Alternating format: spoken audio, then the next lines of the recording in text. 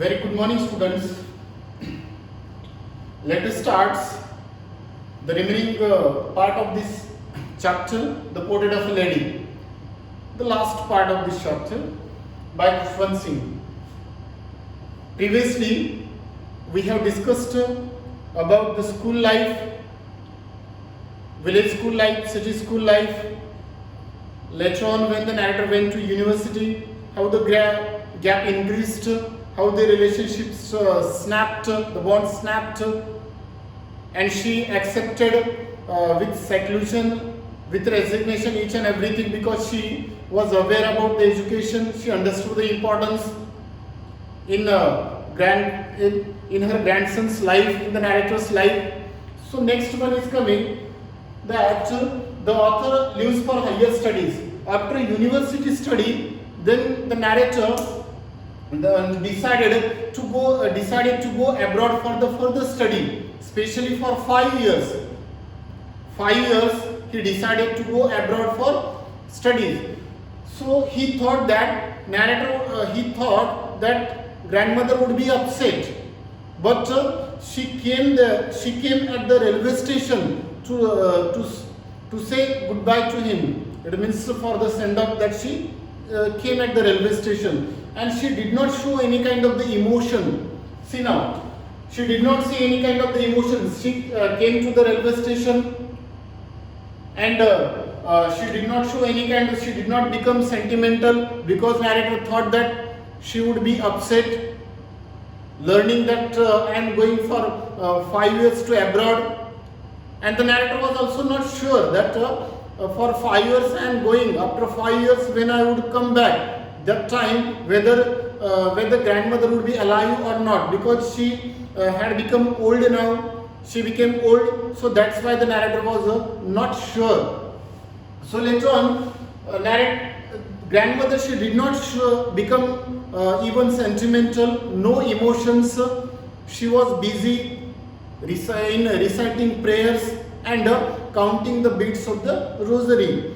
Narrator noticed everything. So then when the narrator was going, that time she kissed on his forehead, and the narrator felt at that time that this is the last physical contact between them, between the narrator and his grandmother. Why does the narrator say that this is the last physical contact between them? Because he was not sure when I would come after 5 years return, that time whether she would be alive or not, because of her age. But what happened when the narrator, especially when the narrator came after 5 years, when he returned after 5 years, having higher studies, further studies, that time the way that she celebrated. See now, the grandmother celebrates the author's return and falls sick. When he came back, at that time she went to the railway station. It means she was at the railway station, and no change at all in her appearance. Because at the inception of this chapter, clearly it is given in first paragraph, for the last 20 years I had been, it means the narrator had been in her contact, and there is no change at all in her appearance. Whenever people used to say, once she had been young and pretty lady, the narrator could not believe. The thought was almost revolting. The same thing here, it happened when he returned after 5 years. That time the appearance was same, and reciting the prayers, everything was same. She held with that enthusiasm that she held him in her arms. And later on what happened? But this time narrator noticed one thing, that this time she looked more religious and self-contained. The narrator felt that this time the grandmother, she was more religious and self-contained, and still her process was going on, her daily routine was going on, reciting the prayers and counting the beads of the rosary. So then in the evening, but one thing has happened that was a strange thing for the narrator. First time the narrator noticed that she did not pray. first time in his life, the narrator noticed one thing, that first time the grandmother, she did not pray, but instead of what she did, that she collected the women from the neighborhood. In her neighborhood, she collected the women. She took an old drum and started to sing. What she did? Collected women in the neighborhood, brought an old drum and started to sing. Just like, for example, a warrior has returned from the war, getting the having the victorious man has returned. In the same manner, that she started singing and beating the old drums. So this is what, just like in the honor of the warrior. Next,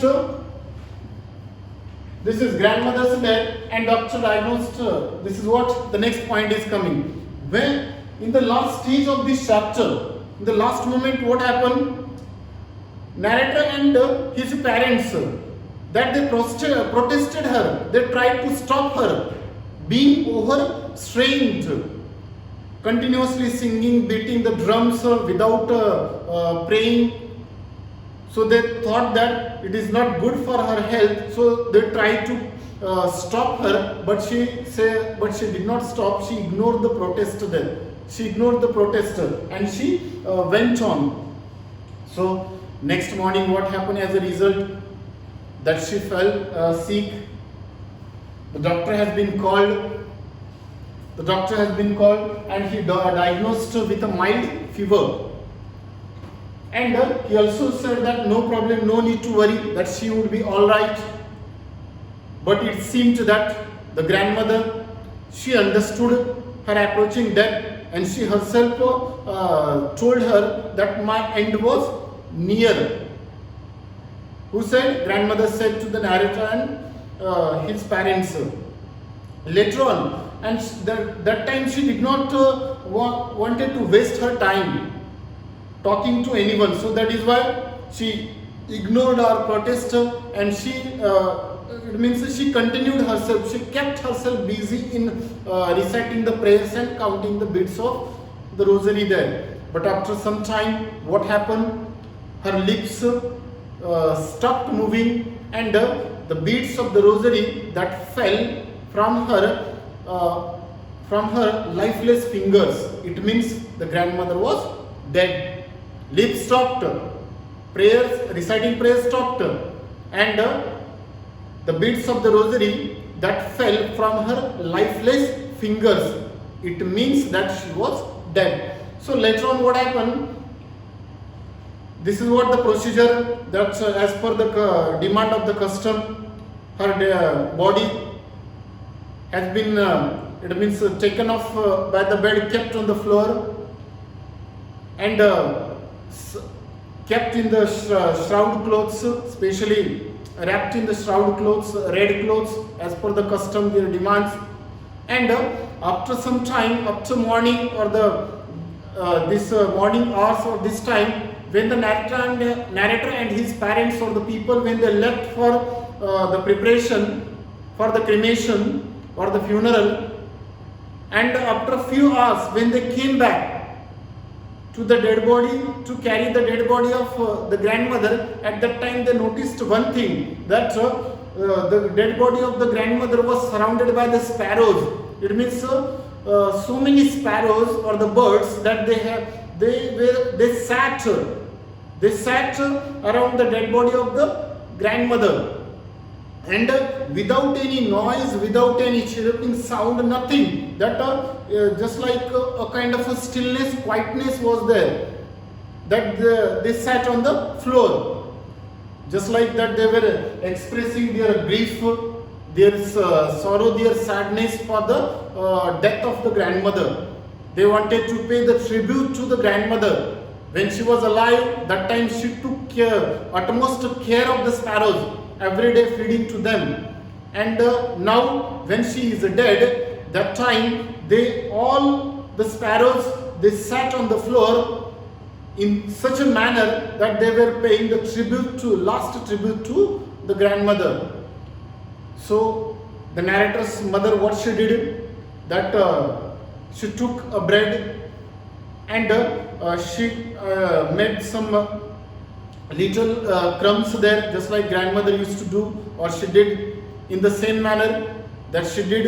It means small pieces that she did there into the little crumbs, and she kept there.